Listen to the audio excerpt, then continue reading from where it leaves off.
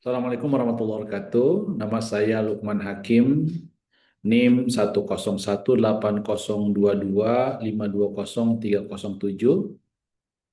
Di kesempatan kali ini saya akan memperkenalkan tugas dari AFL 3 tentang Mineral Management as Campaign Team.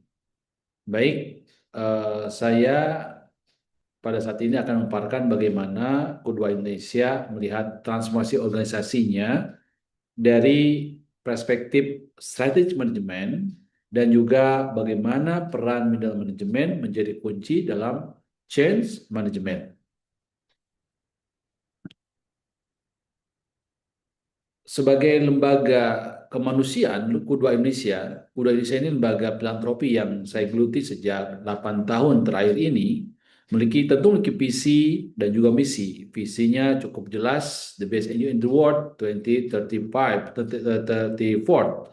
Dan setiap tahunnya Kuda Indonesia memiliki strategi objektif dan juga impact framework 2026 dari sisi financial, dari growth perspektif, dari bagaimana stakeholder, business process, dari brand, dari social impact.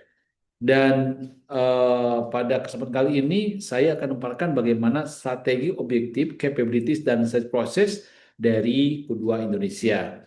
Jika kita lihat dari sisi objektif, ada satu hal penting yang perlu digarisbawahi.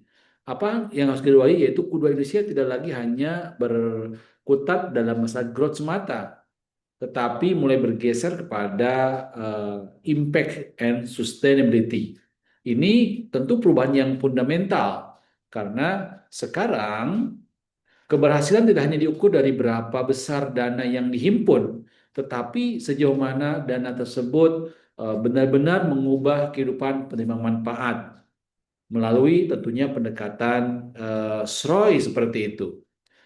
Dan ini apa namanya, kedua Indonesia sudah memiliki hal tersebut, ada target, kemudian ada KPI, yaitu kan. Tapi inti daripada semua itu adalah shifting orientasinya itu yang fundamental, yaitu bagaimana impact dan sustainability. Nah, terkait dengan eh, saat ini dari sisi capabilities, tentu organisasi mulai membangun apa yang disebut sebagai dynamic capabilities.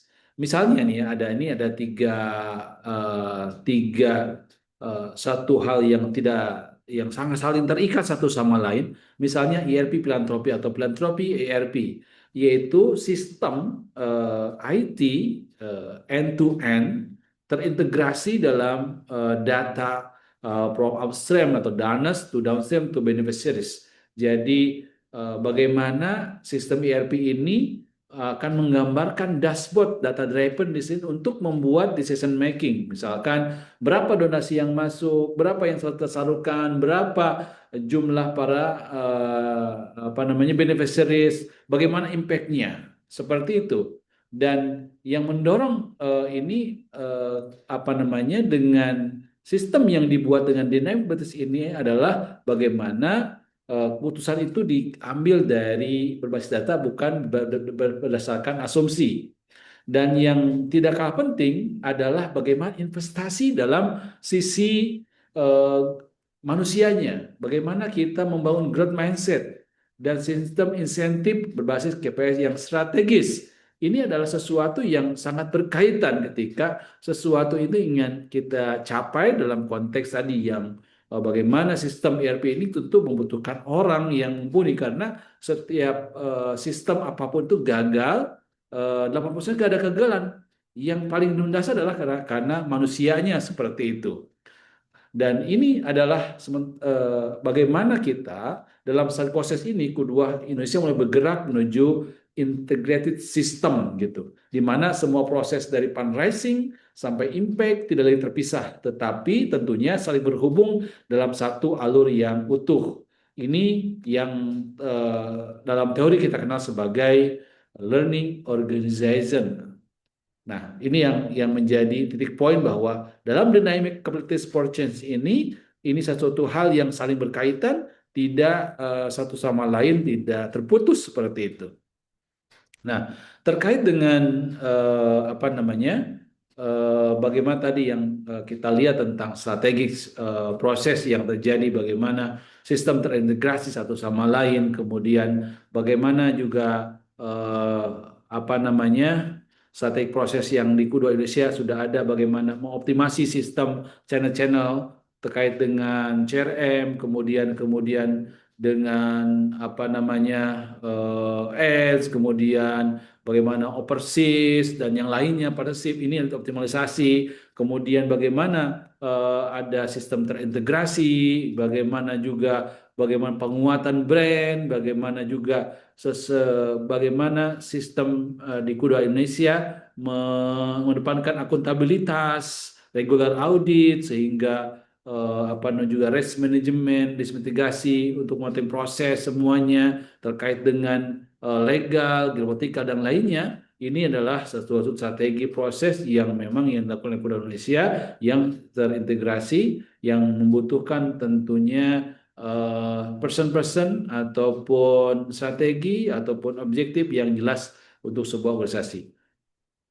Baik, eh, di kedua Indonesia tentu setelah ini ada sistem ataupun ada objektif, ada strategi proses, kita tahu bahwa dalam tataran real, cash dalam tataran organisasi itu pasti banyak banyak masalah tentunya. Dan masalah yang terjadi biasanya masalah tentang silo organisasi antar departemen.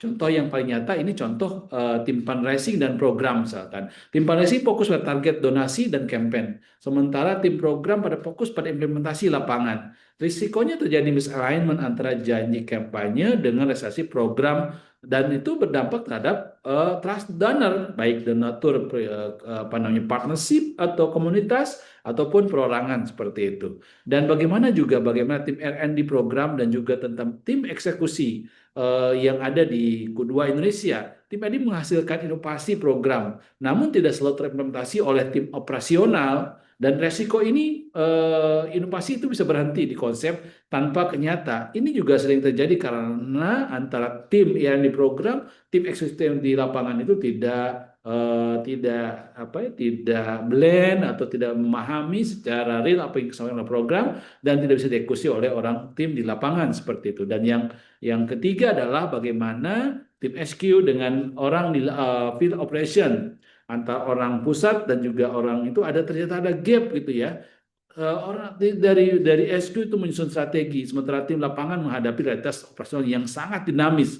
Risikonya kebijakan tidak aplikatif atau kurang responsif terhadap kondisi lapangan. Ini sering terjadi. Inilah silo antar departemen yang terjadi. Dan bagaimana solusi tentunya terkait dengan manajemen koordinasi lintas departemen yang berkaitan dalam hal ini untuk departemen fundraising, partnership, retail, program, dan marketing komunikasi dalam satu wadah. Maka kami membuat namanya Simprofan Meeting atau suatu forum meeting, membuat campaign team. Jadi dan campaign team ini di leadershipnya ataupun drivernya kami berikan kepada head of program departemen karena mereka tahu terkait dengan apa yang menjadi konsep yang mereka butuhkan dan tentu mereka head of program departemen misalkan ini yang ditunjuk sebagai leader sebagai campaign team ini akan menjadi apa namanya jembatan seperti itu. Dan peran strategis campaign team ini tentu kita tahu bahwa ada dua peran, yaitu integrator dan orkestrator.